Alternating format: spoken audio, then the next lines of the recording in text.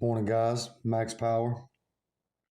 Seems like women in the workplace will always just bring drama. I got an interesting article today. Let's check it out.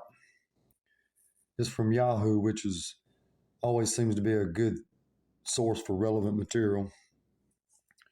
It says, woman calls out word almost always used to describe women, but hardly ever used to describe men. After a negative experience at work, a woman discovered that a certain word is only ever used to describe female employees. The influencer recounted a time at work when a male coworker labeled her abrasive. After feeling upset about the comment, Palenka did some research of her own on the term. What she learned was enlightening. So she's acting like a bitch at work, and a coworker calls her abrasive. And instead of taking the hint and moving on, this female goes back to her desk and researches the word. So now she can be an enlightened bitch. The second paragraph says, when Palenka was preparing for a new hire at work, she ran into an issue with her coworker, Steve, from the IT department. Oh no, not Steve from IT. She had requested the IT department set up a new hire's computer before their first day. After a few days, Palenka went to follow up on her request. She spoke in a matter-of-fact tone that was the equivalent of not putting exclamation points in an email, whatever the hell that means. But Steve didn't take it too well. Well, maybe Steve from IT doesn't like to be talked to like that. Maybe Steve is tired of the women in the office treating him like a second-hand citizen. And how many times have we heard these women say, it's not what you said, it's how you said it. Tone is everything, especially in a work environment. It goes on. A couple of hours later, my boss comes to my cubicle.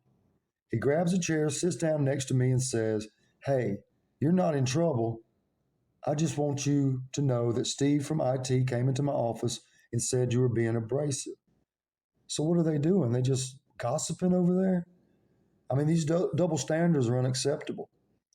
She doesn't even get reprimanded. If a woman in that office had reported bad behavior from a male employee, he'd be out of there quick. Tell me I'm lying. It goes on to say, although Palenka didn't get in trouble at work, the word abrasive left her feeling unsettled.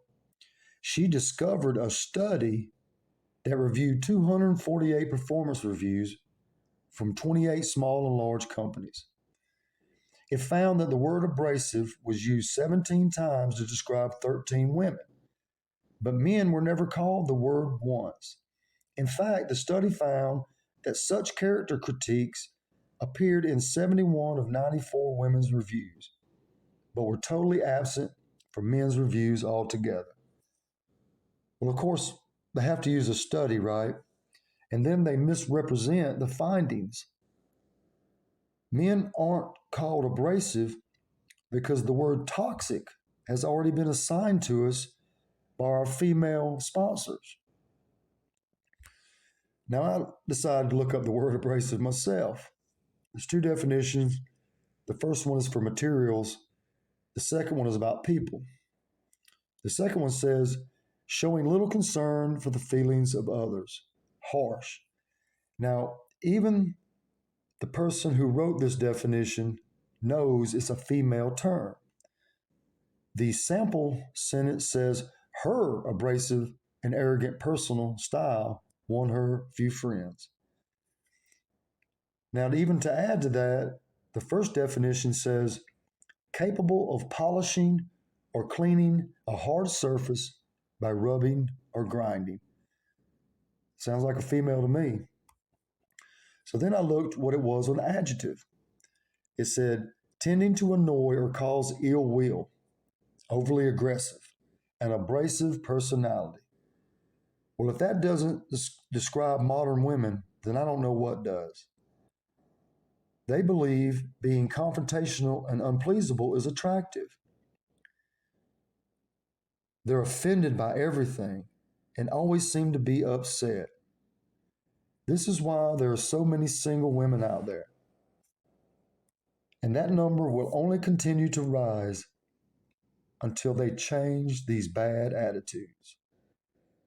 Now, this is just my opinion. Hope you enjoyed it. And I'll talk to you soon. Peace.